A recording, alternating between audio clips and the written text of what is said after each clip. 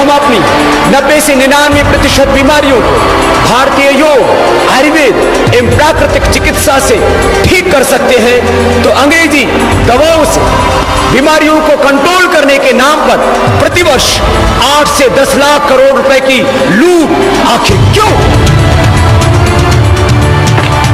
भारत का जमा किया गया लगभग 250 से 300 लाख करोड़ रुपए जब हम देश में वापस लेकर के आएंगे तो भारत एक ही दिन में गरीबी, भूख, अभाव व अशिक्षा से मुक्त हो जाएगा। ये कौन शख्स उतरा है भारत के धरातल पर जो इतनी निडरता से इतनी बड़ी ताकतों को ललकार रहा है? मैं एक व्यक्ति नहीं, मैं संपूर्ण राष्ट्र की अभिव्यक्ति हूं। मैं संकीर्ण नहीं, विराट। इतना प्रबल समाज सुधार का विगार, इतनी तन्मयता, किस मिट्टी का बना है ये बाबा रामदेव? मेरे तन में मेरा वतन बसता है। मैं जो भी कर रहा हूं सब प्रभु की पूजा है। मेरा प्रभु सदा मुझ में है और मैं सदा प्रभु हूं। मैं सौभाग्यशाली हूं कि मैंने इस ऋषिमुनियों की पवित्र भूमि पर जन्म लिया।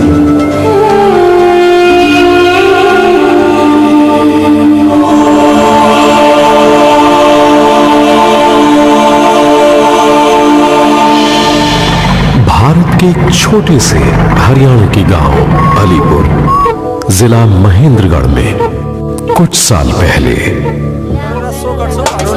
एक साधारण संयुक्त परिवार में किसान रामनिवास व मां गुलाब देवी के यहाँ एक ऐसे बच्चे ने जन्म लिया जो बचपन से ही परिश्रमी था। दिन भर वो पढ़ता या घर में बड़ों की सेवा करता या फिर खेतों में किसानी में हाथ बटाता। वो तो बिना माँ बाप के कहे ही सेकंड हैंड किताबें खरीद, टायर की चप्पल पहन अपने पे बचत करता और अगर कहीं वो चप्पल टूट जाती तो उस पे कोई चिथड़ा बांध अपने ध्येय की ओर आगे बढ़ जाता। बचपन से ही स्वामी रामदेव को संघर्षों का सामना करना पड़ा। शिशु अवस्था में ही चेहरे को लकवा मार गया था। 6 साल की उम्र में गांव के तालाब में अरे रामकृष्ण बचाओ!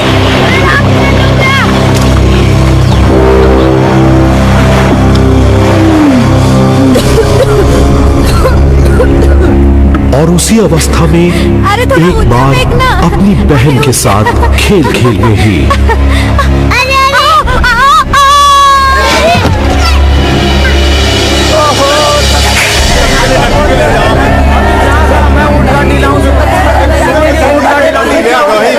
माथे पर बड़ा घाव आया, हाथों पर पैरों पर चोटें आईं, पर हौसलों पर नहीं। आंगन में आ गया छतपा से, तो मेरे को तो ऐसा लग गया कि अब बच्चा बचेगा नहीं, तो फिर भगवान ने बचा लिया। उसकी माँ उसकी प्रेरणा थी जो दिन भर परिश्रम करती थी, उत्साह और उमंग से, सहजता और सरलता से, और साथ में प्रेरणा थी भारत की अनेकों महान विभूतियों की। देश मेरे, देश मेरे,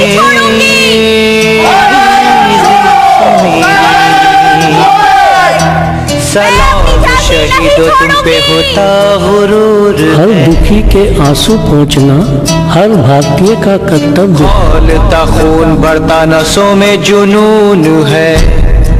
उसे उत्तेजित कर देती थी उनकी गाथाएं और एक सवाल जो बालक रामदेव खुद अपने से पूछता। भगवान ने उन महान शख्सियतों को भी तो मेरी ही तरह 2 ही हाथ, 2 ही आंखें व एक मस्तिष्क दिया था, तो फिर मैं भी तो उनकी तरह महान कार्य कर सकूंगा। आज आप सभी के सामने आज एक दर्द, एक करुणा गौ माता की आपके बीच में पेश की जाएगी। गौ माता झूठों के बोले जिंदगी से हमारी। गौ माता पे आरा चले काट पीट के, गौ माता की ये चर्बी छाती जा से। देख हिंद देश तेरा धर्म खत्म, हिंद देश तेरा धर्म खत्म। गौ माता किसे मालूम था वो महान कार्य का क्षेत्र तैयार हो रहा था। वहीं उसी गांव में पीड़ा के रंग से मेरा क्या हो गया? मैंने भी अपने साथ ले जाते घर के दाम मैंने जीते जी मारो। तो उनके पास पैसा नहीं था तो तुमने क्यों ना मदद की उनकी? बेटा किसान के पास पैसे कहाँ आए? हमें उसे अनाज भिजवा पाए थे, वो बेचारा उससे कर्जा कैसे चुकाता? तो सरकार से क्यों ना मदद मांगी उनने? क्या? हाँ, हमारे स्कूल में बताया है सरकार ने कई योजनाएं बनाई हैं निम्न वर्गों की मदद के लिए। बनाई तो है राम किसान, पर वो गरीबों तक पहुंचेगी कैसे? क्यों? गरीब सरकार से बहुत दूर रहता है।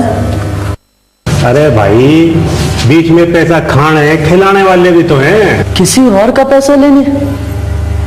पर ये तो अधर्म है, पाप है, राष्ट्रीय अपराध। ये विषय है पाप क्या हो या राष्ट्रीय अपराध, ये भी यही मोल से हमारे यहाँ राम किसान।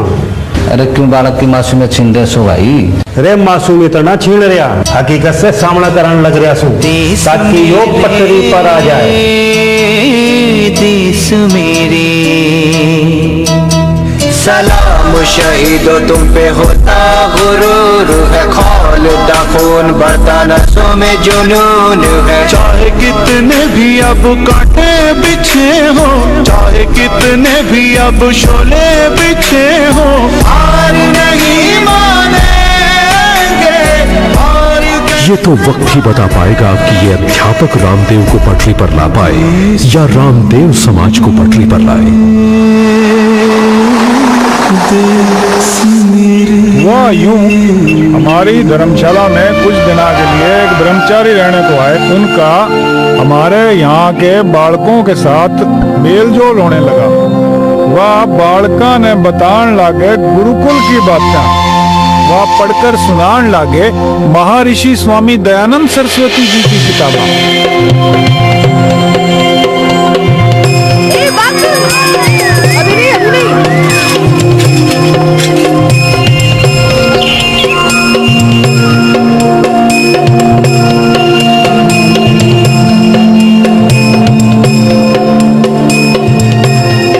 भारत की प्रगति तभी होगी जब यहाँ के लोग जातिवाद से मुक्त होंगे। भारतीयों को अंग्रेजों से भी आजाद होना है, और अंग्रेजियत से भी, और भारतीय कमजोरियों से भी, जैसे अंधविश्वास, नारी शोषण। खाना खा लो। हाँ आ रहा हूँ। जिस प्रकार समाज में फैली कुरीतियों को देखकर स्वामी दयानंद सरस्वती जी का मन पीड़ित हो उठता, वैसे ही बालक रामदेव का भी। जैसे जैसे स्वामी दयानंद स्वतंत्रता संग्राम व स्वदेशी राज का नाद बजाते, वैसे ही बालक रामदेव भी देश के लिए कुछ करने को मचलने लगते।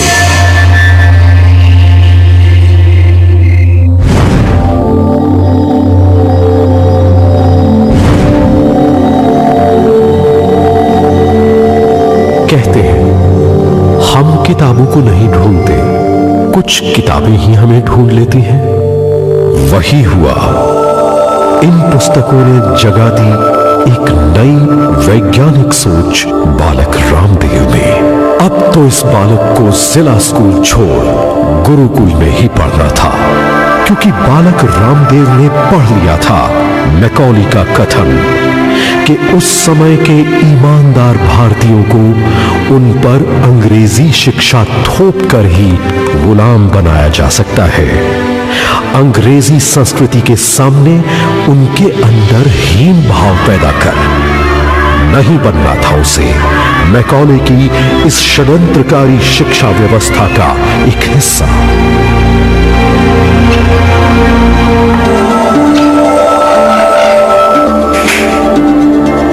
एक दिन वो माता पिता को बिना बताए घर से कुछ पैसे निकाल चल पड़ा गुरुकुल की तलाश में।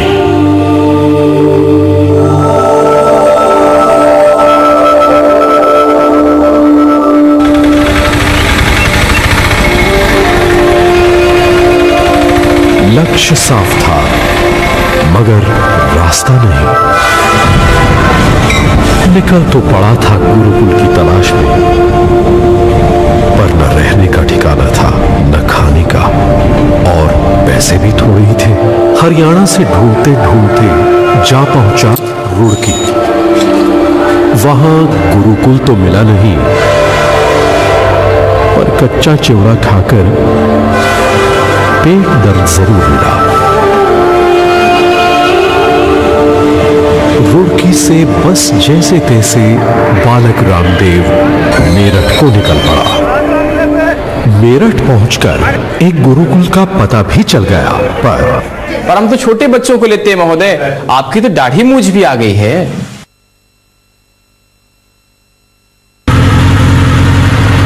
मेरठ से ढूंढते हुए वो जा पहुंचा कालबा गुरुकुल, पर हम तो बड़े विद्यार्थियों को प्रवेश देते हैं। भाई मेरे, आपकी तो अभी दाढ़ी मूंछ भी नहीं आई।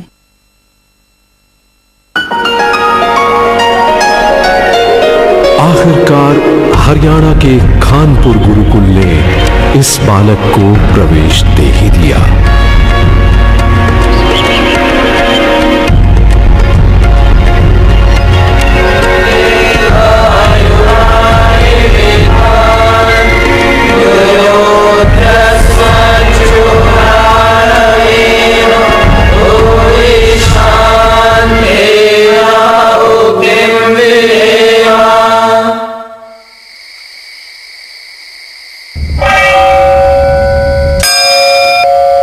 उठो आर्यवीर, यही तो समय है उठने का। फिर तो जुट गए बालक रामदेव गुरुकुल के कार्यकलाप में।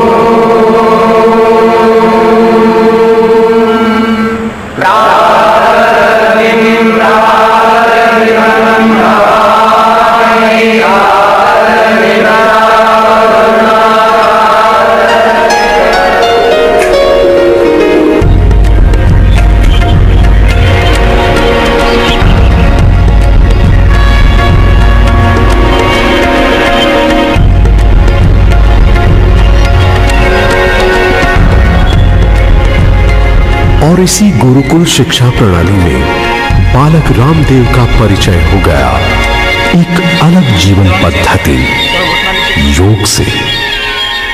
यही आगे चलकर इस बालक की पहचान बनने वाली थी।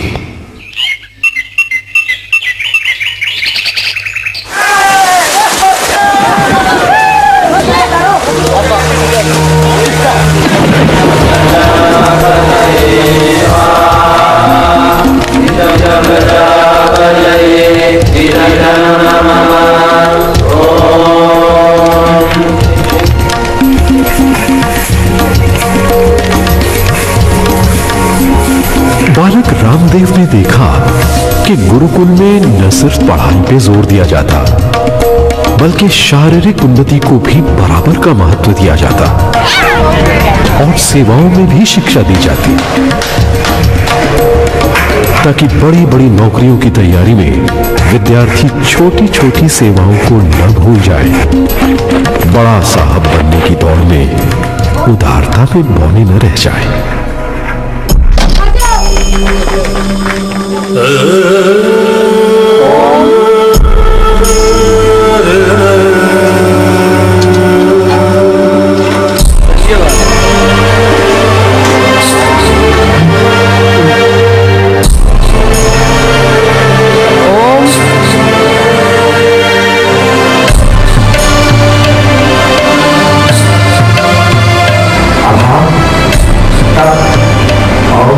संघर्षों के बीच तबके की जिंदगी गुजर बनती है। इसीलिए हमारी गुरुकुलीय शिक्षा प्रणाली में हमारे पूर्वज ऋषि मुनि विद्यार्थियों को अभाव, तप और संघर्षों की भट्टी में तपाते थे, जिससे कि जिंदगी में वो संघर्षों के बीच और प्रतिकूलताओं के बीच सफलता के शिखर पर पहुंच सके।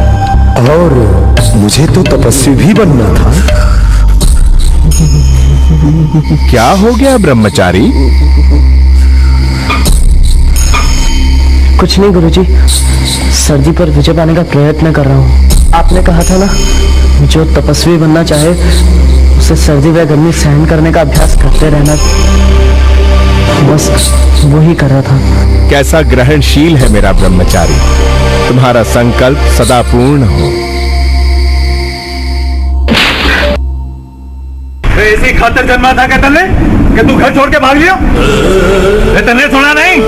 चल घर वापस। मैं पूछूं कि क्या बुराई थी उस स्कूल की पढ़ाई में? बहुत सी बापू। बस अपनी माँ का भी ख्याल नहीं आया था तन्ने? बहुत है बापू, और आपका भी और परमेश्वर का भी। अरे ख्याल है तो मेरी गर्दन क्यों नीचे गिरा रहा है?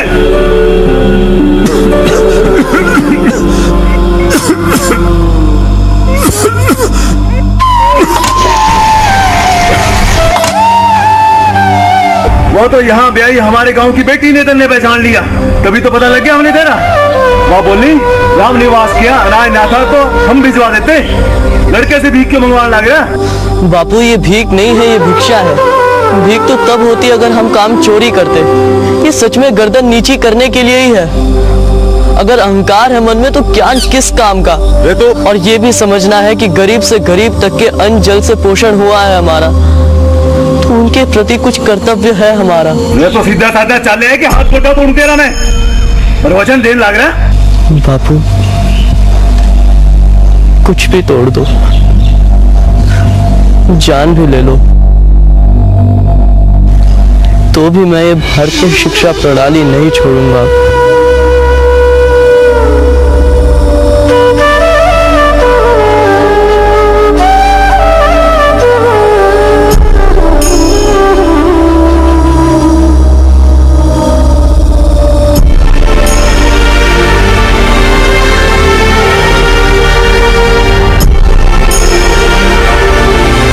मैंने सोचा मैं ढूंढूं तो कहाँ ढूंढूं। फिर 15 दिन बाद में फिर मिलिया, तो फिर थोड़ी सी एक इमरा सी हुई, तो उन्हें बोलिया कि माँ मैं तो देश की खातिर अच्छा काम करूँगा, तू रोया मत कराना, तू मेरे को आशीर्वाद दिए जा, मैं अच्छा ही काम करूँगा जो भी करूँगा जो। इसी प्रकार दिल्ली के गौतम नगर गुरुकुल में ऐसा ही एक और जिज्ञासु बालक बाल कृष्ण शिक्षा ले रहा था। जबकि गुरुकुल के परिश्रमी वातावरण में प्रायः बच्चों को उनके माँ बाप भेजते हैं, पर नन्हे बाल कृष्ण भी बालक रामदेव की तरह स्वेच्छा से दूसरा स्कूल छोड़ यहाँ पहुंचे थे।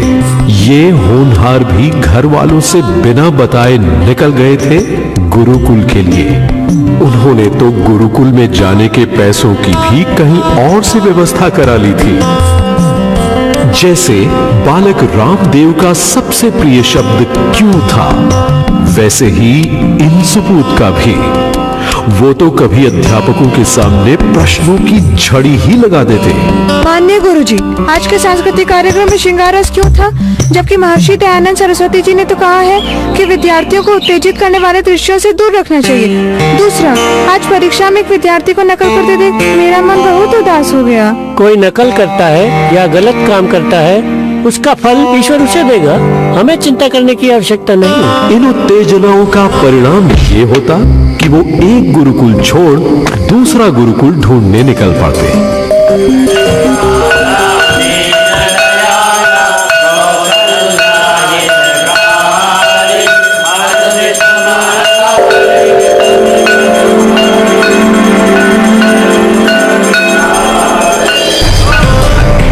और ये खोज उनकी जारी रहती, जिसका एक लाभ ये हुआ कि उन्हें अलग अलग प्रणाली की सोच जानने को मिली। दूसरा लाभ इस खोज का ये हुआ कि जब वो हरियाणा के खानपुर गुरुकुल में जा पहुंचे तो वहां उनका परिचय बालक रामदेव से हो गया और जल्द ही ये दोस्ती में बदल गया। दादी, आप कितना परिश्रम करते हैं? आप कब से यहाँ हैं? बस जब से जिला स्कूल छोड़ा इसी गुरुकुल में हूँ। मेरी तो 3 बदलियां हो चुकी है। क्यों? मन स्थिर नहीं है? जब कुछ प्रश्नों के उत्तर नहीं मिलते तो मन अस्थिर हो जाता है, और अत्याचार दिखे तो भी मन अस्थिर हो जाता है। अन्याय को तो मैं बिल्कुल ही सहन नहीं कर पाता हूँ। नमस्ते दादी।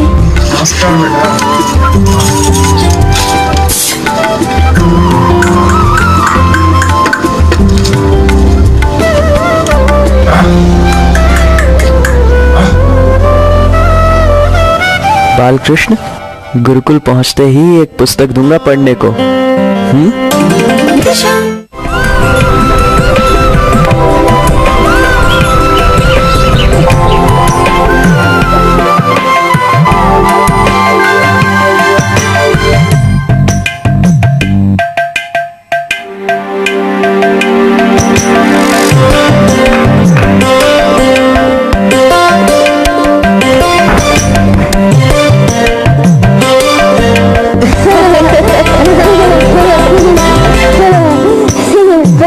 मैं तो इसे बांटता हूँ लोगों को, ताकि उन्हें अपने जीवन के सत्य के बारे में तो पता चले। लोग वैसे ही विश्वास में जीते रहते हैं।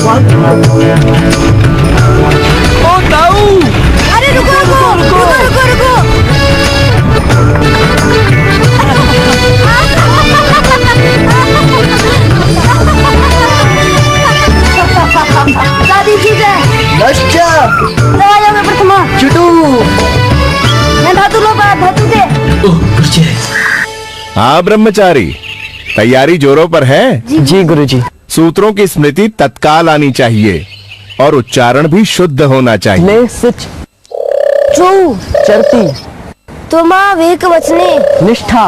भारतीय बालक और बालिकाओं की अष्टाध्यायी अंताक्षरी प्रतियोगिता में प्रथम पुरस्कार जाता है खानपुर गुरुकुल के विद्यार्थी रामकृष्ण और बालकृष्ण को।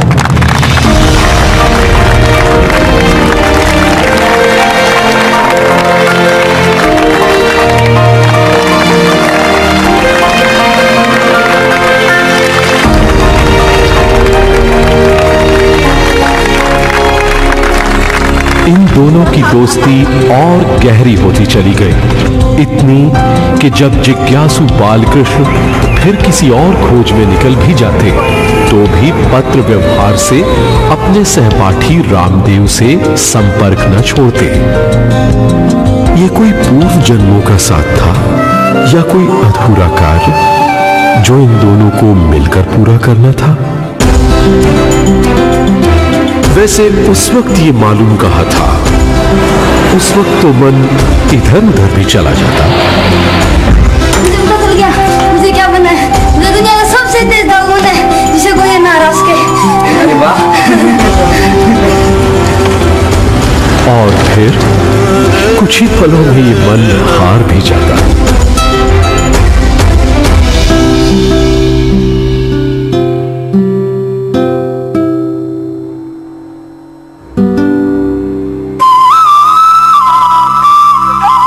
ये तो मालूम था कि कुछ बड़ा काम करना है। बहुत सा ऐसा कुछ बाहर समाज में घट रहा था जिसे इन दोनों को बदलना था। इस तैयारी में प्रभु ने एक और कड़ी विद्यार्थी बालकृष्ण की शिक्षा में ला दी। बालकृष्ण एक ऐसे गुरुकुल में आ गए थे जहां एक अनुभवी वैद्य भी रहते थे। विद्यार्थी बालकृष्ण तो जैसे उमड़ पड़े ज्ञान के इस अनमोल खजाने के लिए। जड़ी बूटियाँ क्या सचमुच इतने रोग दूर कर सकती है? किस पे आजमाऊं?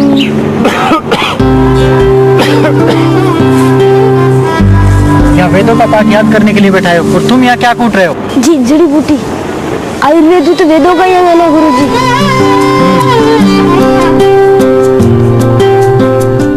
कुदरती जिज्ञासा थी विद्यार्थी बालकृष्ण में आयुर्वेदिक जड़ी बूटियों को लेकर, पर सिर्फ ज्ञान से अच्छा चिकित्सक नहीं बन जाता कोई। ये सीखने को मिला था बालकृष्ण को बनारस में अपने गुरु रघुनाथ आनंद अवधूत जी से।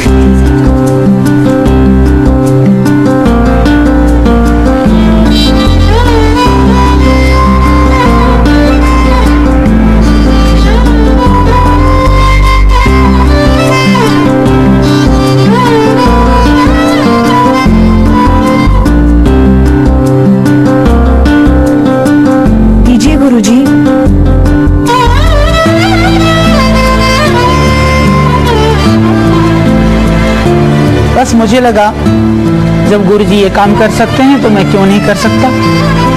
बस फिर करने लगा उन वृद्ध बाबा की सेवा। मेरे अंदर जो घिन आदि के भाव थे वो भी सब खत्म हो गए और सिर्फ रह गई कोरी सेवा। इतना कुछ सीखने को मिल रहा था इस गुरुकुल प्रणाली से, पर अफसोस है गुरुकुल शिक्षा प्रणाली के प्रति शहर के लोगों में ही नहीं गांव के लोगों में भी भ्रम बना रहा। इसका कई बार मैं स्वयं गवाह रहा हूँ।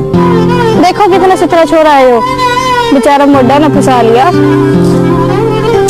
मार होती होगी बेचारे की। गुमराह कर देंगे इसने, ये घने सख्त हो गए हैं। मैं तो मेरे छोरे ने क्लर्क बनाऊंगी, इसकी तरह को नहीं। मैं तो अंग्रेजी स्कूल में भेजूंगी, फिर पटर पटर करेगा वो अंग्रेजी में। मैं तो गुरुकुल में कतई भी ना डालूंगा। इनका जो भी भ्रम रहा हो भारतीय शिक्षा पद्धतियों के बारे में, पर बालकृष्ण और रामदेव का विश्वास इसी प्रणाली पर बना रहा और इसी गुरुकुल प्रणाली से रामदेव ने अपने गुरु आचार्य प्रद्युम्न जी से महर्षि पाणिनि की व्याकरण की पहली अष्टाध्यायी याद कर ली।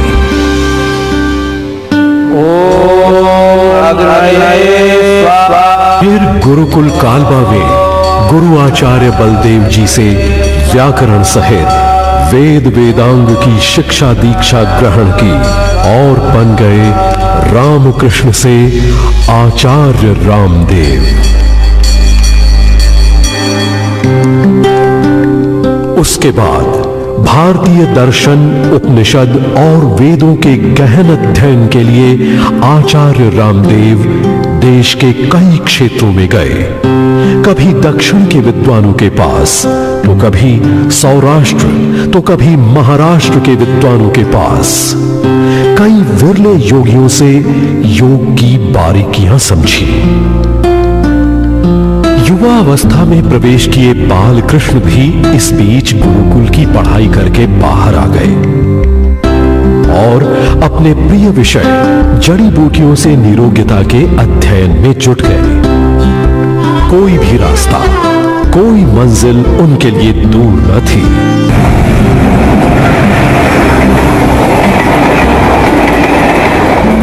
जहां जिस रोग के इलाज के बारे में पता चलता वे वहां पहुंच जाते। हिमालय पर बसे साधुओं से भूख और सर्दी को कम करने वाली जड़ी बूटियों का ज्ञान मिला, तो यहीं के वैद्यों से लिवर रोग और माइग्रेन ठीक करने वाली जड़ी बूटियों के बारे में पता चला। कई बार पारंपरिक ज्ञान ढूंढते गलत लोग भी मिले, पर ज्यादातर सीखने को ही मिला। वैसे ही आधुनिक विशेषज्ञ यानी बॉटनिस्ट से भी ज्ञान मिला और भेड़ बकरियां चराने वाले आदिवासियों से भी शिक्षा मिली अल्सर व चोट ठीक करने की। आचार्य रामदेव की यात्रा भी जारी थी, जीवन दर्शन व योग की। लेकिन इसी यात्रा में एक और हकीकत भी सामने आ रही थी, बढ़ता भ्रष्टाचार और देश में गिरते मूल्य। बचपन की पीड़ा सुलग गई। इस आत्मचिंतन का नतीजा ये हुआ कि आचार्य रामदेव ने एक गुरुकुल का संचालन करने की सोची और वे जा पहुंचे गुरुकुल किशनगढ़ घासेड़ा। योजना ये थी उनके मन में कि उन्हें अब गुरुकुल प्रणाली से कोई एक नहीं, कई कई चरित्रवान IAS IPS ऑफिसर तैयार करने थे, जिनके जरिए वो भारतीय व्यवस्था के कायाकल्प का विचार बनाए थे। उधर देश भर में भ्रमण करते आयुर्वेद के ज्ञान से सशक्त हुए आचार्य बालकृष्ण ने इस प्रणाली को जन जन में फैलाने के लिए इसकी चर्चा अपने मित्र आचार्य रामदेव से की कि वे अब गुरुकुल से निकलकर बाहर की दुनिया को संबोधित करें। आचार्य रामदेव भी कुछ ऐसा ही सोच रहे थे।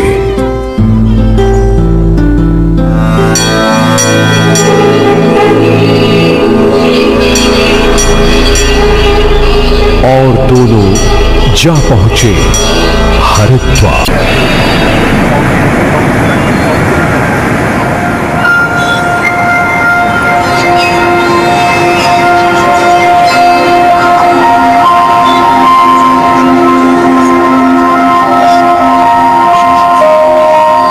और यहां से ये दोनों सीधे उतर गए समाज सेवा में।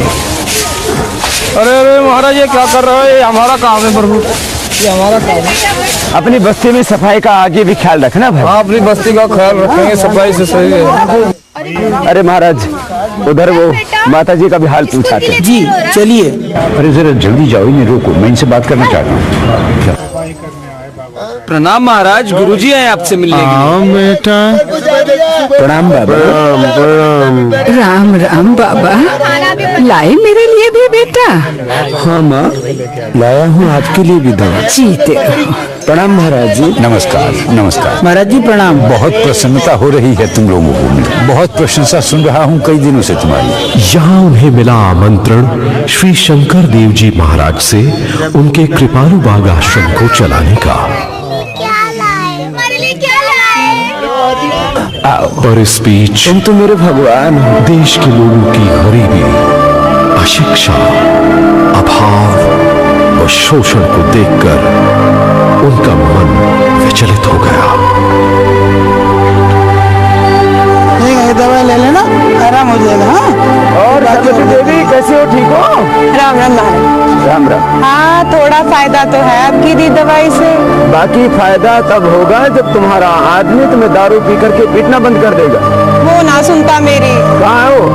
यही ठेके पे पड़ा हुआ है। और चलो हम ठीक करते हैं, हम उसको समझाते हैं। बहुत से परिवारों को शराब ने बर्बाद करके रख दिया महाराज।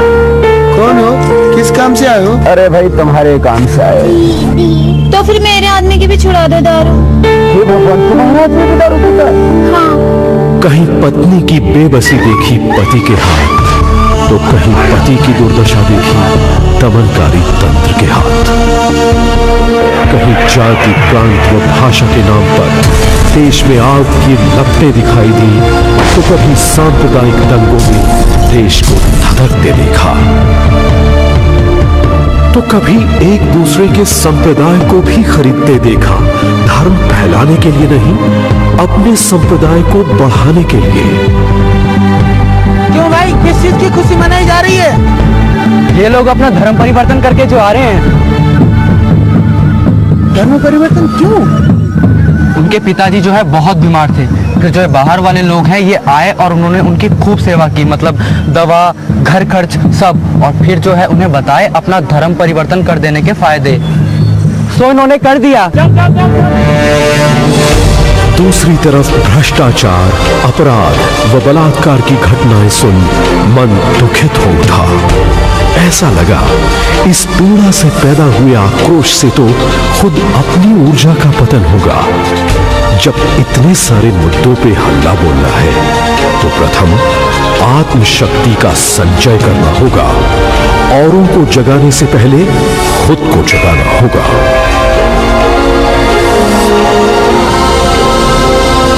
और पहुंच गए दोनों गंगोत्री में, भारत की तपोभूमि, गंगा की जन्मभूमि गंगोत्री। यहाँ आज भी कई कई पुण्य आत्माएं घोर ध्यान रही हैं आत्मोन्नति की आस लगाए।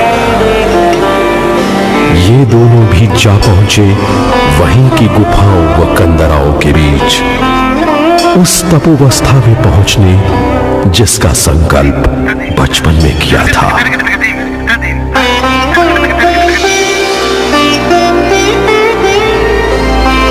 अज्ञात में उतरकर ज्योत को पाने, क्योंकि निर्विचार स्थिति में पहुंचकर ही दिव्य विचार का अवतरण होगा।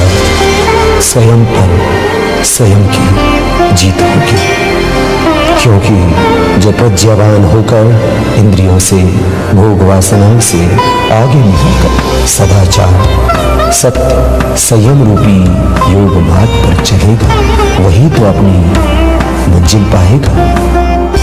वैसे भी इंद्रियों पर नियंत्रण और अध्यात्म की भूख यह बचपन से ही मेरे हृदय में थी, और वह भी तब जब मैंने 10 वर्ष का था, और समाज सुधार की भावना के बीज भी बचपन से ही मेरे हृदय में अंकुरित हो रहे थे। पिताजी, अगर आप बीड़ी हुक्का पीने की आदत नहीं छोड़े तो आज से मैं खाना नहीं खाऊंगा।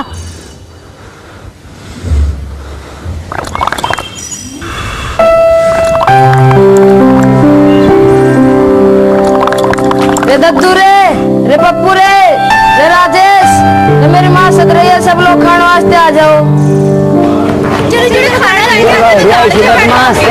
खाना देना के हमको भूखा मार दीजिए, मेरी का खाना शांत है, हमको भूखा मार दीजिए मान को।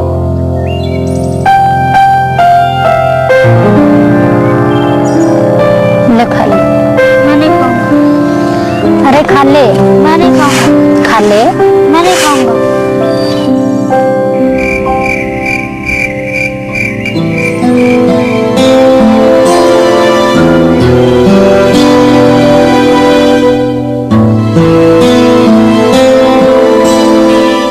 इस पूर्णमासी को बाबा बख्शीदास जी के मंदिर में सत्संग के दिन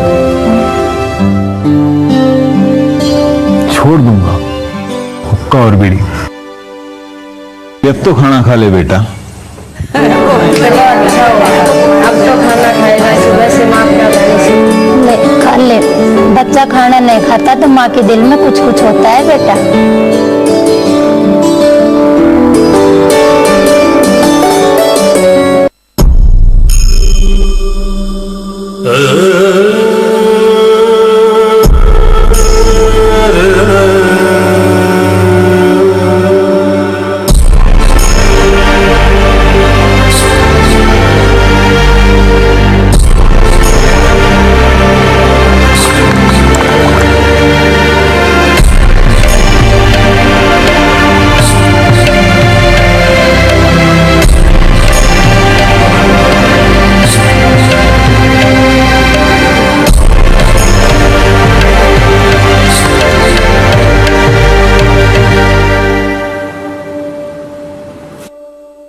सुमित्रा, कुछ खबर मिली बेटे की?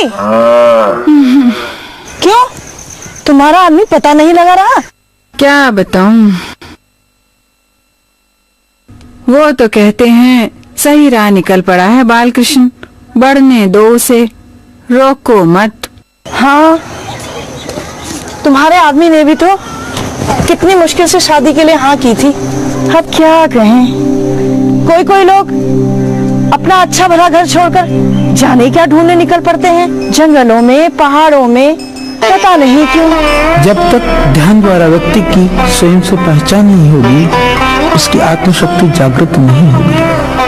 पर ये मन वश में आए तो ना। अर्जुन ने भी तो कहा था कृष्ण को कि वायु को काबू किया जा सकता है पर मन को नहीं। ध्यान में बैठने पर भी ये मन या तो खोया रहता है अतीत की यादों में या भविष्य की चिंताओं में। समझना ये है, अतीत व्यतीत हो चुका है तथा भविष्य अभी आया ही नहीं। अतः योग का अर्थ है वर्तमान में जीना।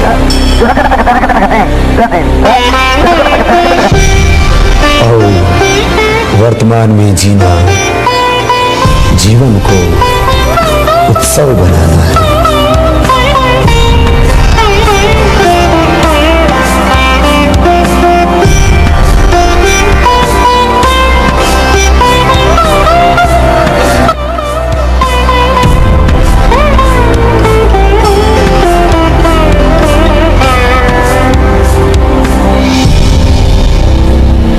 क्यों स्वामी जी, कुछ फर्क पड़ा?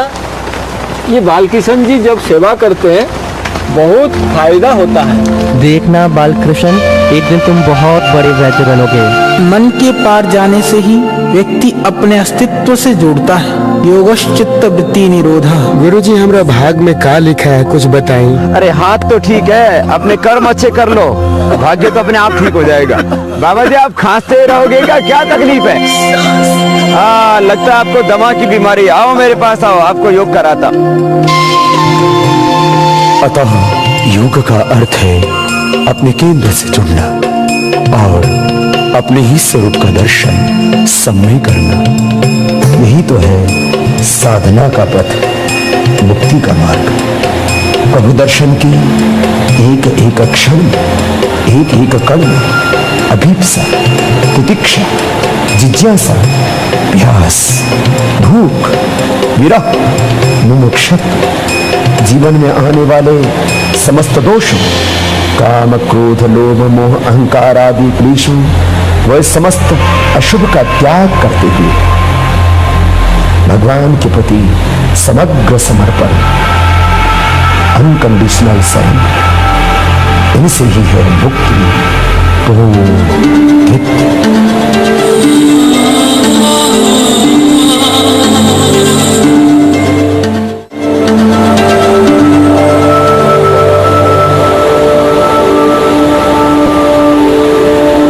और कहो अनुज, कैसे हो? ठीक हो ना? कुछ कहने को मन ही नहीं लगता। बस प्रभु की आज्ञा विहित हूँ तो जी जाता। चाहते तो आचार्य रामदेव भी यही थे, पर क्या यही भूमिका थी उनकी इस जीवन में?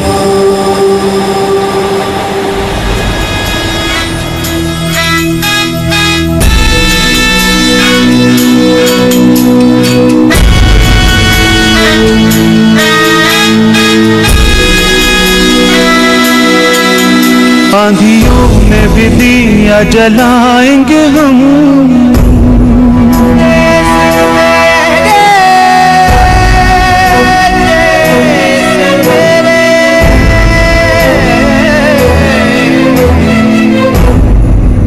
आंधियों में भी दिया जलाएंगे हम, दुखी जन का दर्द मिटाएंगे हम। आओ हाथ बढ़ाए, बाज़रों को मिटाए, हौसले कम होना तेरे। देश मेरे, देश मेरे, देश मेरे, देश मेरे।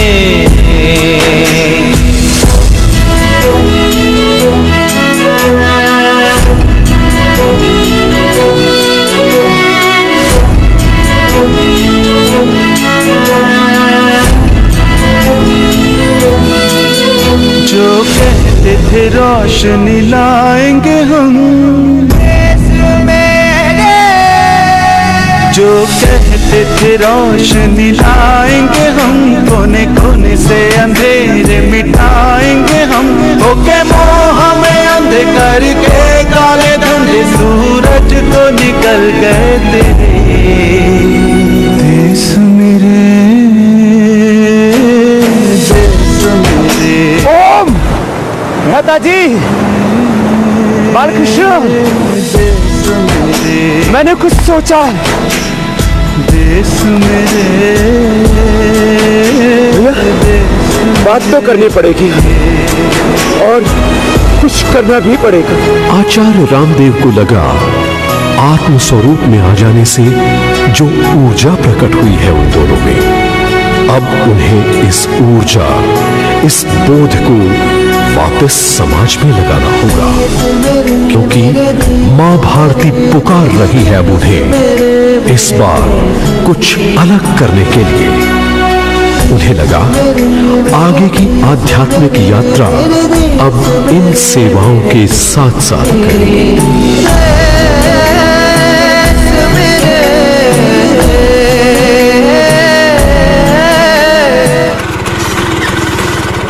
प्रणाम बाबा जी। ओह प्रणाम भाई। बाबा जी हम आपको कई दिनों से ढूंढ रहे थे बाबा जी। बाबा जी हम पर आपका बड़ा उपकार हो गया। क्या हुआ? वो जो हम आपके साथ वो सांस लेने वाला व्यायाम करते थे ना, उससे हमें बड़ा फायदा हो गया।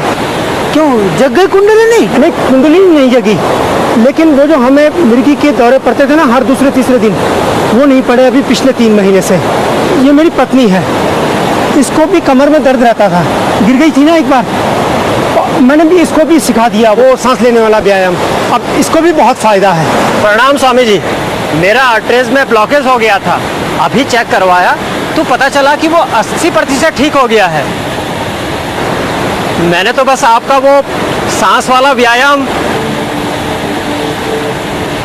योग आत्मोन्नति के साथ साथ रोग निवारण का भी साधन है, ये तो पता था, पर इतने बड़े रोग भी योग ठीक कर सकता है। इसके प्रमाण जब गंगोत्री में सामने दिखाई देने लगे तो दिखाई देने लगा आगे का मार्ग और प्रभु का संदेश, जो अब उन्हें लोगों तक पहुंचाना था।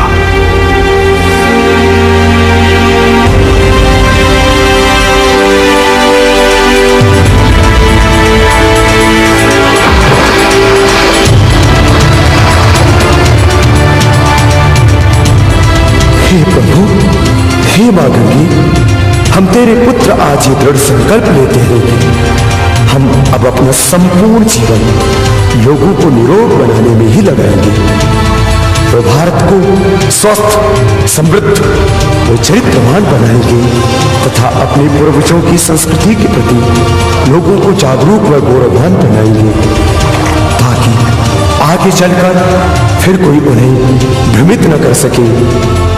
ये वादा है हमारा जननी मां भारती तुझसे।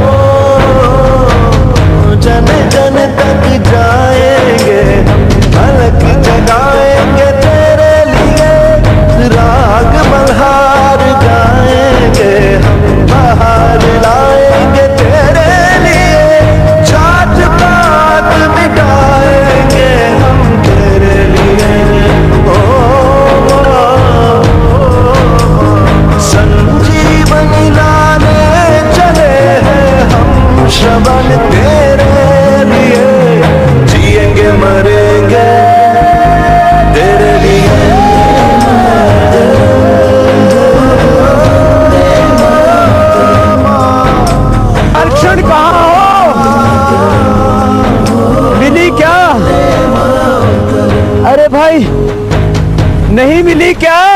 अरे महाराज रुकिए तो। जी महाराज मिली मिली तो चले। पर ये प्रणाम महाराज। ये स्वामी जी भी मिले। स्वामी जी ने बताया गंगनानी के बुग्याल में बहुत सारी दिव्य वनौषधियाँ होती है, बहुत ही लाभकारी जड़ी बूटियाँ। यदि आप कहें तो महाराज जी।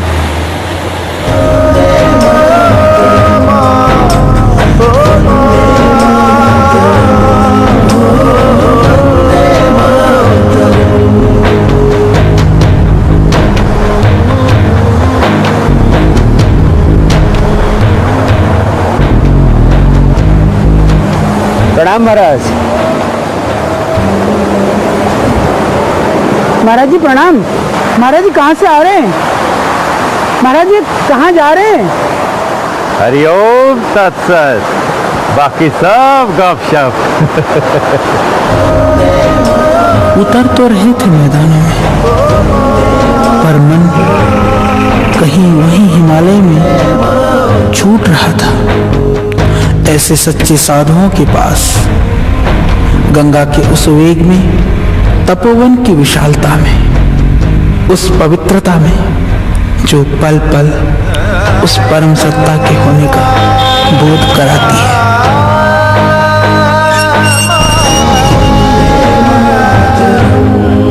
आ गए। राह देख रहा था कब से। पता है, पता था कि हो न हो एक दिन तुम दोनों अवश्य आओगे और यहीं से अपना कार्य शुरू करोगे। यहीं हरिद्वार से, मेरे गुरु कृपालु देव जी की तपोभूमि से, इस महान शहीदों वीरों की धरती से। यहाँ देश पर कुर्बान होने वाले वीर आया करते थे। हाँ, रास बिहारी बोस अपने साथी स्वतंत्रता सेनानियों के साथ यहीं तो गुप्त मीटिंग किया करते थे।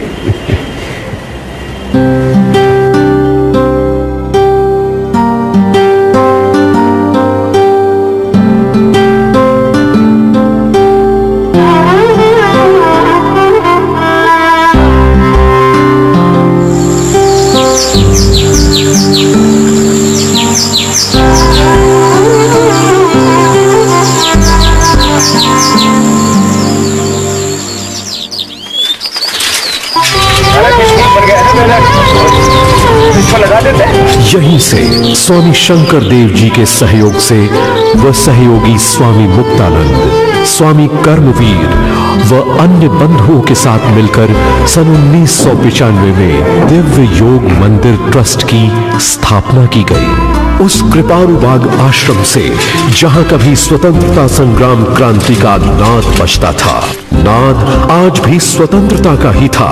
मगर स्वतंत्रता मात्र अंग्रेजी राज से नहीं, हमें स्वतंत्रता चाहिए अपनी भीतर की उस पराधीनता से। आजादी चाहिए हमको मैकाले की शिक्षा पद्धति से, जिसने सदियों तक हमको गुलाम बना करके रखा। आजादी चाहिए हमको अशिक्षा से, भूख से, अभाव से, दरिद्रता से, रोगों से। देखो, जो मैं आपको ज्ञान दे रहा हूँ यह मेरा इजाद किया हुआ नहीं, बल्कि हमारे पूर्वज ऋषि मुनियों से जो हमने योग और आयुर्वेद का ज्ञान प्राप्त किया, मैं मात्र उसकी याद दिला रहा। कृपालु बाग आश्रम बन गया था रण क्षेत्र इतने सब मुद्दों का। अब करेंगे हम भुजंगासन के बाद प्राणायाम। देखने में ये प्राणायाम बहुत हल्का लगता है, लेकिन इसमें सब समस्याओं का समाधान है।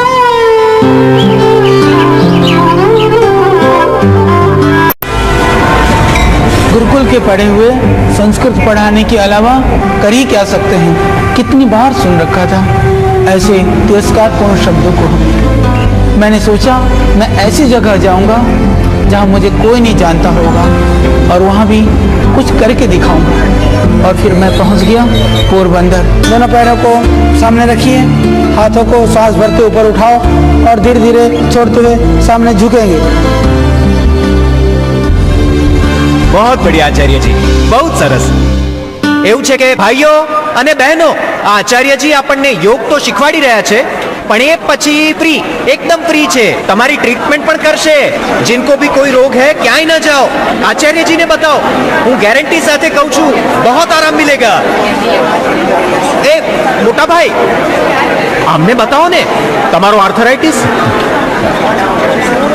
હવે મારે નથી બતાવવું યાર, નીમ હકીમ ખતરે જાન, હવે તો સમझ नहीं है। अस्सलाम वालेकुम। हाँ अब्दुल, हमें लगता है कि आप सचेत कोई पीर छो। क्या हो गया? अरे साहब, वो बताता ना, वो एक्यूप्रेशर। ए जी उससे तो मेरी एडी का दर्द बिल्कुल सर हो गई हूँ साहब। रेकड़ी पे खड़े होने को नहीं बनता था। हाँ, धंधा चौपट हो रहा था। पर साहब, आपने जो दवा बताई थी वो बाजार में मिल ही नहीं रही। એ વાત સાચી છે હો। અત્યાર સુધી બજારમાં મારી દવા મળે જ નહીં। અમારે શું કરવું તમે કયો? तो फिर मेरा भी करी दियो ने एक्यूप्रेशर और दवा भी लखी दियो। अरे तो ठीक है, जब शुद्ध आयुर्वेदिक दवाइयाँ बाजार में नहीं मिल पा रही तो तुम लोग खुद ही दवाइयाँ बनाना क्यों नहीं शुरू कर देते? कैसे? कहाँ से? यही कृपालू बाग आश्रम से। और कहाँ से? क्यों, तैयार हो? हाँ, हमेशा। मुझे पता है, इसीलिए तो तुम्हारा इंतजार था। और मुझे ये भी पता है कि पूरे देश को तुम्हारा इंतजार है।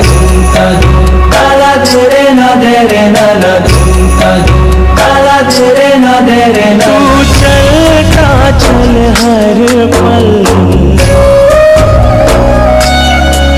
तू बढ़ता चल हर पल,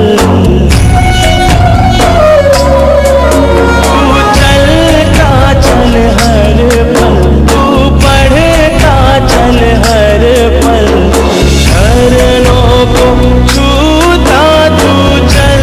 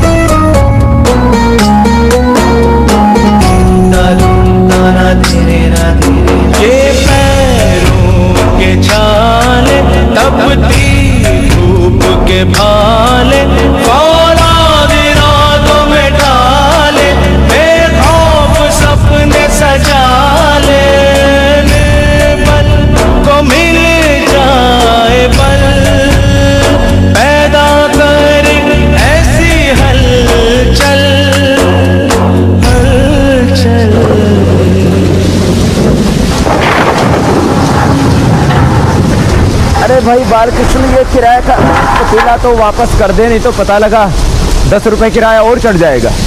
अच्छा ब्रदर जी, साइकिल पे रख के लौटा आते हैं।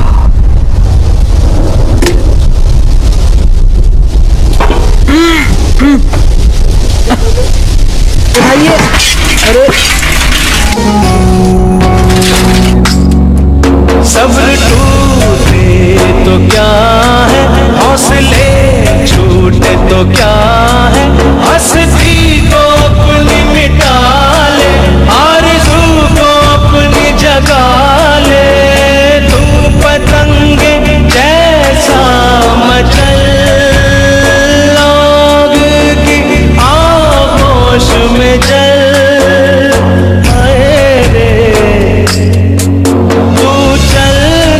चल हर पल, तू बढ़ता चल। क्षमा करना महाराज जी, आज कुछ ज्यादा ही तेज हो गया पानी का बहाव। वह पथ क्या पथिक कुशलता क्या जिस पथ में बिखरे शूल न हो, नाविक की धैर्य परीक्षा क्या जब धारा ही प्रतिकूल न हो। हमारा जी वाह वाह क्या तो हमारा धीरज बढ़ा दिया।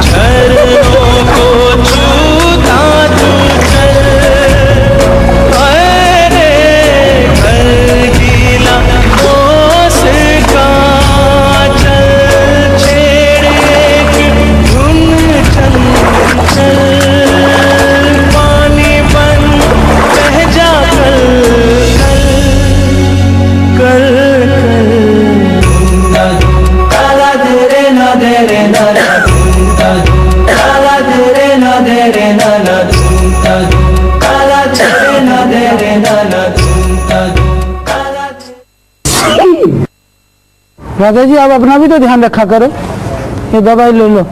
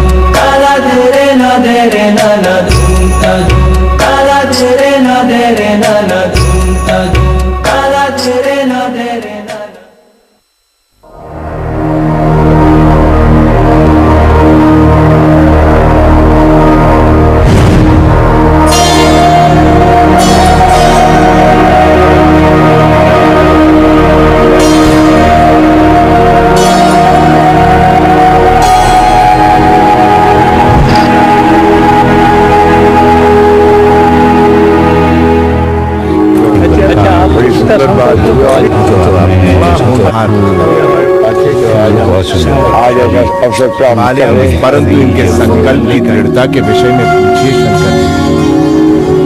सोच लो आचार्य राम, ये संकल्प आसान नहीं है निभाना। ब्रह्मचर्य आश्रम तो पूर्ण गरिमा के साथ निभाया तुमने रामदेव। अब तुम गृहस्थ आश्रम में जा सकते हो अगर जाना चाहो तो। जाना चाहो तो ना। सोच लो, फिर प्रेम ना कर सकोगे। प्रेम ही तो कर सकूंगा, असीम प्रेम। इनका मतलब है परिवार, स्त्री प्रेम से। इनका भी तो स्थान है जीवन में। उनको वो प्रेम मिले जिनको है उसकी तलाश। मुझे तो मेरे भगवान में ही माता, पिता और सारा संसार नजर आता है।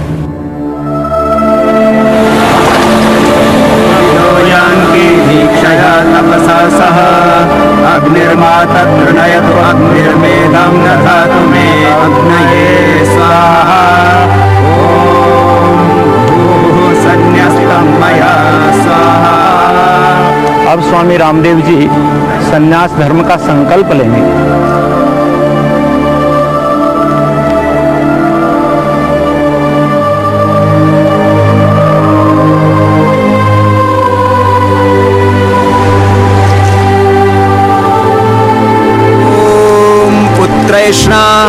वित्तैष्णा लोकैष्णा मया परित्यक्ता मत्तः सर्वभूतेभ्यो अभयमस्तु स्वाहा।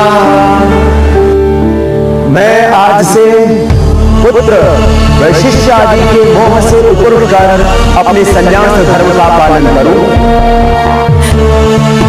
मैं धन के प्रलोभन से मुक्त रहकर मुझको प्राप्त आर्थिक व आध्यात्मिक सामर्थ्य को भगवान की प्रसन्नता व लोक कल्याण के लिए करूंगा।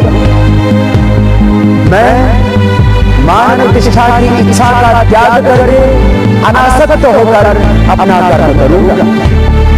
मैं आज से सब प्राणियों को अभय दान प्रदान करता हूं।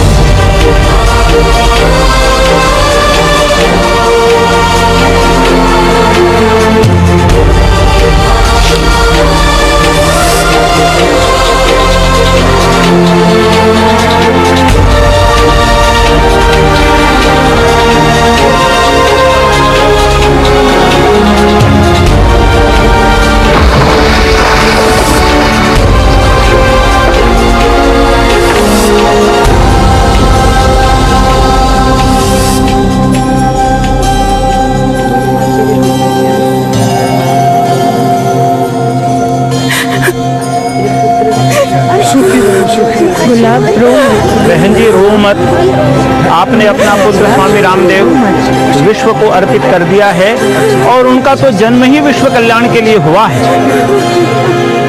उस वक़्त तो लगा कि ऐसा बेटा जो संन्यास ले ले, यो मेरा तो बहुत ही विद्वान बेटा था, बहुत पढ़ा करता, मैं तो न जानू मेरे लिए कुछ करेगा। तो अब तो देश की खातिर सब कुछ कर रहा है। भारत माता की जय, भारत माता की जय। पापा देखो कौन से गाड़ी चलाने दे?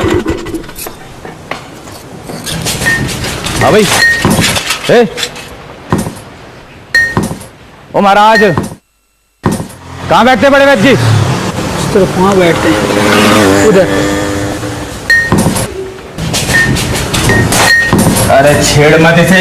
बेटा चुप बैठो, बड़े डॉक्टर आने वाले हैं। इंजेक्शन लगाएंगे। चुप रहो, देखते नहीं पापा के गर्दन में दर्द है। अरे संभालो इन्हें, कुछ तोड़ ताड़ देंगे। क्या कभी यहाँ दर्द, कभी यहाँ दर्द, कभी यहाँ दर्द। अब तुझे कमा के खिलाने के लिए तो दर्द हुआ है, और तू है कि जाहिल हो तो बताती नहीं बाप से कैसे बात करते हैं। बेटा पापा से अच्छे से बात करते हैं। और उसे नहीं है पापा। तुम इधर आ।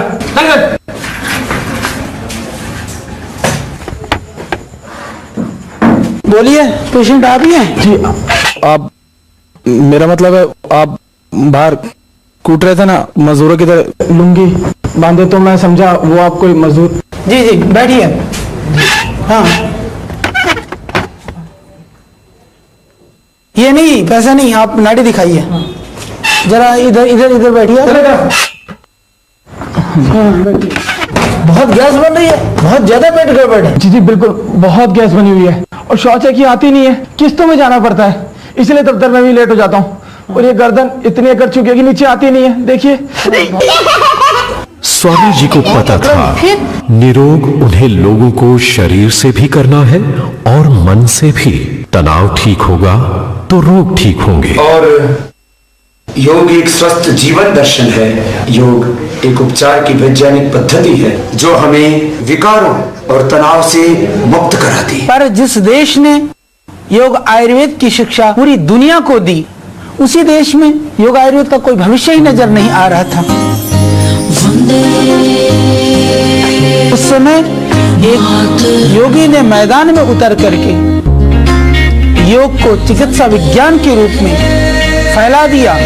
भारत के घर घर में रोगों पर विजय पाने के उदाहरण के साथ। 2007 की बात है, मेरे बच्चे को एक आंख से दिखाई नहीं दे रहा था और डॉक्टर के पास जाने के बाद डॉक्टर ने बोला ऑपरेशन करने के बाद भी उसका जो चांसेस है वो 15% है। और बाद में जब हमने स्वामी जी के इंटरव्यू देख के अनुलोम विलोम करना शुरू कर दिया, डॉक्टर ने बोला चमत्कार है। मुझे माइग्रेन नाम की बीमारी थी, तो मेरा बहुत सर दुखता था, उसमें मुझे अनुलोम विलोम और कपालभाति प्राणायाम करने से बहुत कुछ लाभ हुआ और आज ऐसा महसूस कर रहा हूँ। भीड़ शिविरों में बढ़ने लगी।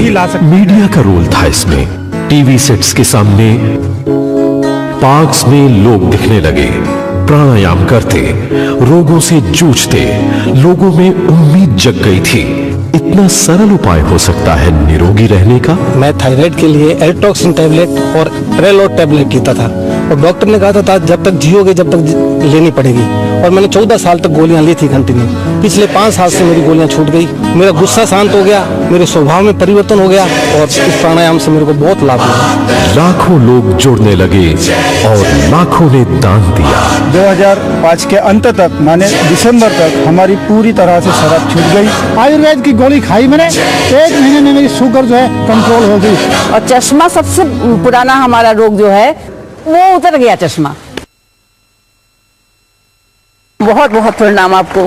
भारत को भारतीयता से मिलवाया, उनमें आत्म स्वाभिमान जगाया। दिव्य योग मंदिर ट्रस्ट के रूप में स्थापित ये पौधा 10 सालों में लोगों के सहयोग से भव्य पतंजलि योग पीठ के रूप में स्थापित हो गया।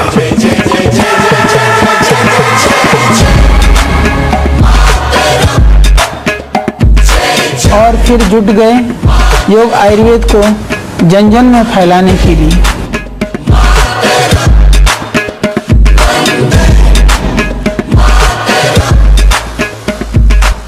आयुर्वेद रोग प्रशिक्षण नाड़ी से तो है ही यहाँ, साथ में आधुनिक मशीनों से भी है।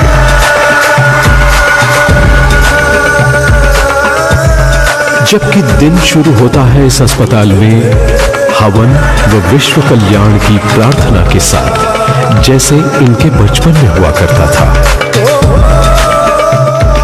इन योग स्थलों का उद्घाटन इन्होंने अपनी अपनी माता गुलाब देवी व सुमित्रा देवी से करवाया।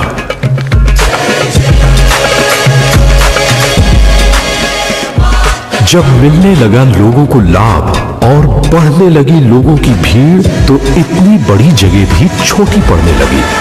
इसलिए निर्मित किया द्वितीय चरण का भव्य भवन। बालकृष्ण, योग और आयुर्वेद के माध्यम से हम देश और दुनिया को तो स्वस्थ बना देंगे, परंतु हरिद्वार आने वाले गरीब, बेबस और असहाय लोगों के लिए क्या? तो उनके लिए बना दी एक विशाल धर्मशाला, जहां 1000 लोग निशुल्क रह सके और 5000 लोग निशुल्क प्रसाद पा सके।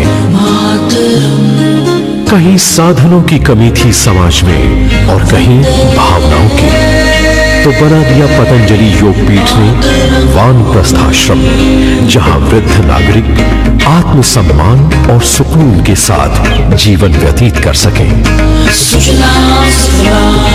उच्च गुणवत्ता युक्त आयुर्वेदिक औषधियों को बृहद स्तर पर निर्माण कर उचित मूल्य पर उपलब्ध कराना, ये एक बहुत बड़ी चुनौती थी। तो देशवासियों के सहयोग से एक विशाल आधुनिक फार्मेसी तैयार करवा दी गई, जहां औषधि निर्माण के साथ विश्व के अत्याधुनिक मानकों के अनुसार अनुसंधान भी किया जाता है। क्वालिटी कंट्रोल पर हम विशेष ध्यान रखते हैं। जो प्रोडक्ट प्रमाण पे नहीं उतरता वो रिजेक्ट हो जाता है। इतना ही नहीं, आचार्य जी स्वयं भी इंस्पेक्शन करते हैं। और रोगियों के कष्ट निवारण करने लगी ये जड़ी बूटियों से बनी औषधियां। जैसे ही ये विस्तार आर्थिक उन्नति लाने लगा, वैसे ही बीच में यकायक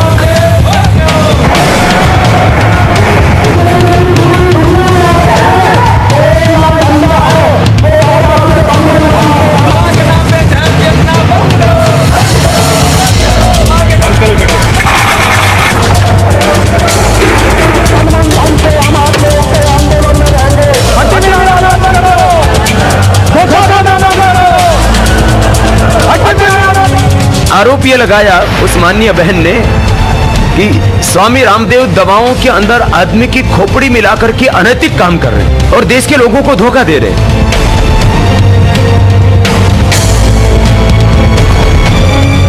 इस घटना से मन तो दुखा, पर फिर देशवासियों के प्यार और स्वीकृति ने उसका मुंहतोड़ जवाब दिया।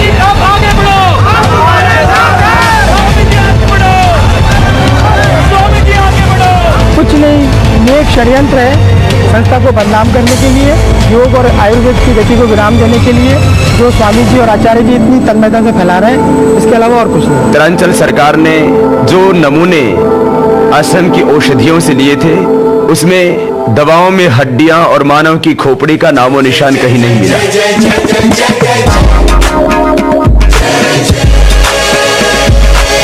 विरोधियों ने जितना विरोध किया, उतना ही लोगों का प्यार और संस्था की शक्ति बढ़ती गई। आयुर्वेद व योग विश्वविद्यालय का काम शुरू कर दिया पतंजलि योगपीठ ने। एक बड़ा सा योग ग्राम भी बना दिया लोगों की तनाव कम करने के लिए। योग्य चिकित्सक के बिना सही चिकित्सा संभव कहां? इसलिए आयुर्वेद कॉलेज बना दिया पतंजलि योगपीठ ने। आयुर्वेद का प्रचार न होने में योग्य चिकित्सकों की कमी और एक लंबे अंतराल तक इसके ऊपर अनुसंधान न होना है, तो तैयार होने लगे यहां से योग्य आयुर्वेद डॉक्टर्स। पतंजलि योगपीठ ने प्रयत्न किया जीवनदायिनी जड़ी बूटियों के संरक्षण और संवर्धन का। इतना सब कुछ कर रहे थे, पर डेटा की आवश्यकता थी। दुनिया को दुनिया की भाषा में समझाने की जरूरत है। तो फिर एक काम में देरी क्यों? स्वामी जी भी जानते थे देरी और उनके प्रिय बालकृष्ण का दूर दूर का संबंध नहीं है, तो रिकॉर्ड होने लगे कंप्यूटर्स पर स्वास्थ्य से जुड़े योग के परिणाम। देखो, राष्ट्र की सेवा मात्र एक प्रकार से ही नहीं, अपितु जहां जहां देश में दुख, दर्द, पीड़ा वह अभाव है, वहां वहां तक हमको जाना होगा। बिहार बाढ़ के पीड़ितों की मदद हो या सुनामी के पीड़ितों की, या देश पर कुर्बान होने वाले वीरों को सम्मान देने की बात हो, सभी कार्यों में सहायता हेतु पतंजलि योगपीठ तत्पर था। गंगा बचाओ आंदोलन पर भी सब धर्मों के लोगों को साथ लेकर गंगा को राष्ट्रीय धरोहर का दर्जा दिलवाया। इसी बीच एक बड़ा कदम था जब आचार्य बालकृष्ण ने वैज्ञानिकों के साथ मिलकर संजीवनी की खोज कर डाली। एक और पीड़ा का भी समाधान करना था स्वामी जी को, किसान की आर्थिक व्यवस्था में सुधार। इसको संबोधित करने का एक छोटा सा तरीका सोचा उन्होंने, एक बड़ा सा फूड व हर्बल पार्क बनाकर जहां किसानों को उनकी मेहनत का उचित दाम मिले। और गुरुकुल प्रणाली का क्या? जिस गुरुकुल की शिक्षा पद्धति ने विषमताओं में भी अविचलित रहकर पुरुषार्थ व सेवा करना सिखाया, उस गुरुकुल शिक्षा प्रणाली के प्रति लोगों को जागरूक करके बच्चों को प्रेरित करना था। इसलिए गुरुकुल किशनगढ़ घासेड़ा का संचालन पतंजलि योगपीठ ने अपने हाथ में ले लिया। स्वामी जी महाराज की एक इच्छा थी कि हम एक ऐसे गुरुकुल का संचालन करें जहां पर आधुनिक शिक्षा और इस मिट्टी से जुड़ी शिक्षा दोनों का संगम हो। धीरे धीरे पूरे विश्व में बाबा रामदेव के योग प्रचार के कार्यों को स्वीकृति मिलने लगी। कभी न्यू जर्सी में सम्मान मिल रहा था उनके सामाजिक कार्यों को, तो कभी न्यूयॉर्क की नासू काउंटी में और कभी ब्रिटिश संसद के हाउस ऑफ कॉमन्स में।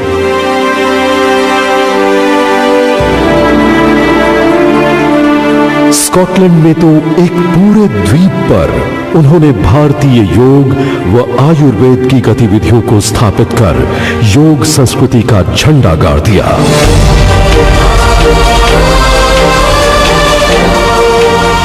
पड़ोस में बसे नेपाल में भी योग व आयुर्वेद की गतिविधियों से लोगों का उद्धार किया। जी बेटा, पूछिए। स्वामी जी, आपके पास भी हमारी तरह दो ही हाथ है, दो ही पैर है और हम सब की तरह एक ही मस्तिष्क, लेकिन फिर भी आप इतना सारा काम कैसे कर पाते हैं?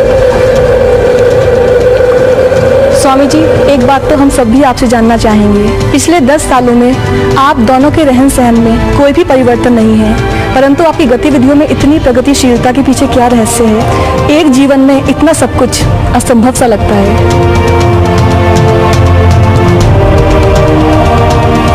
देखो बेटा, असंभव को संभव करने का अपार सामर्थ्य, क्षमता, शक्ति और ऊर्जा तुम्हारे ही भीतर है।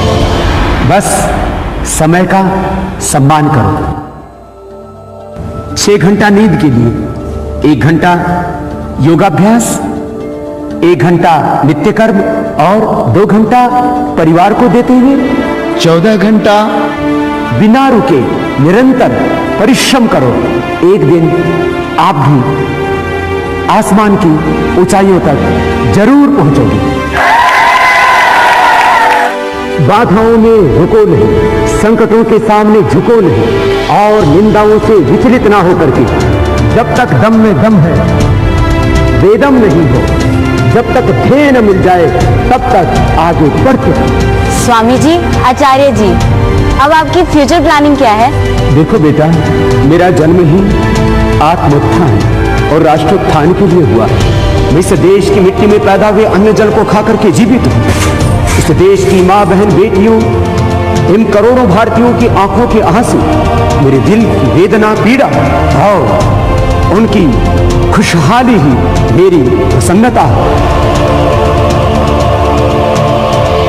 मेरे देश का प्रत्येक व्यक्ति सम्मान और स्वाभिमान के साथ जिए।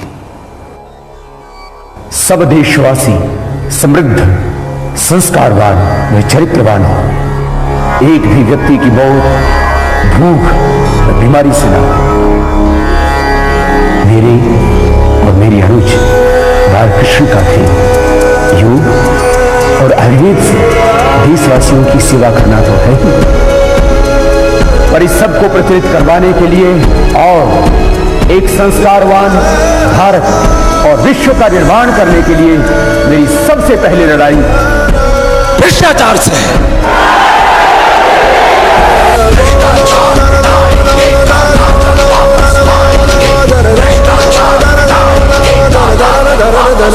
सपनों का भारत हम बनाएंगे, उमंग नहीं हम जगाएंगे। हम अपनी पूरी ताकत भ्रष्ट व्यवस्थाओं एवं भ्रष्टाचार को खत्म करने में लगाएंगे और भ्रष्टाचार करके लूटा हुआ देश का लगभग देश में वापस लाएंगे और एक ही दिन में भारत को गरीबी, भूख, अभाव एवं अशिक्षा से मुक्त बनाएंगे। चाहे शासन रास्ता रोके, चाहे खाकी दे हमें चोटे, आंखों में आंखें डाले, सीने पे लाठी रोके। ओ व्यवस्था ये बदलेंगे, जान इसमें नहीं भूकेंगे। फिर अहिंसा से हम जीत पाएंगे। आत्मशक्ति हम इतनी जगाएंगे।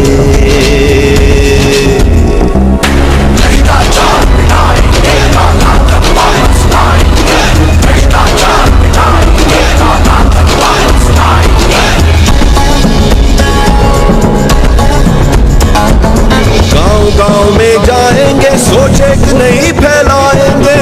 गांव-गांव में जाएंगे, सोचे कि नहीं फैलाएंगे। हरियाली से खुशहाली, मिट जाए भूख बेहाली। तेरे जंगल, तेरी नदियां हरी रहेंगी, तेरी वादियां।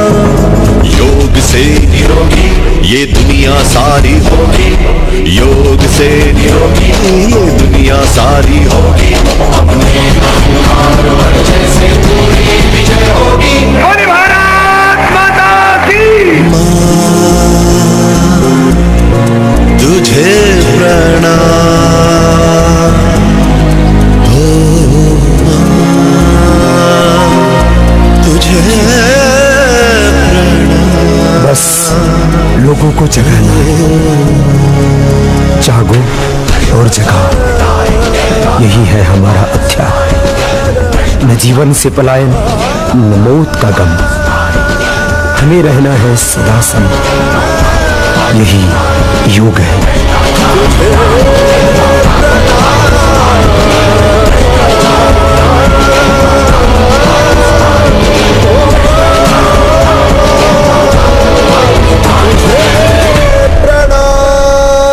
अनासक्त रहकर, कर्मफल की इच्छा से रहित होकर इस ध्येय की ओर अग्रसर होना ही हमारा लक्ष्य है।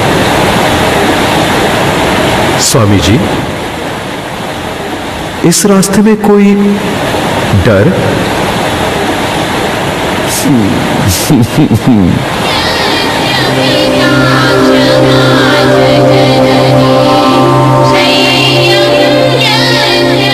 धैर्य जिसका पिता, क्षमा जिसकी माता, शांति जिसकी पत्नी, सत्य जिसका मित्र, दया जिसकी बहन, संयम जिसका भाई, भूमि जिसकी शैया, दिशाएं जिसके वस्त्र, ज्ञान जिसका भोजन है।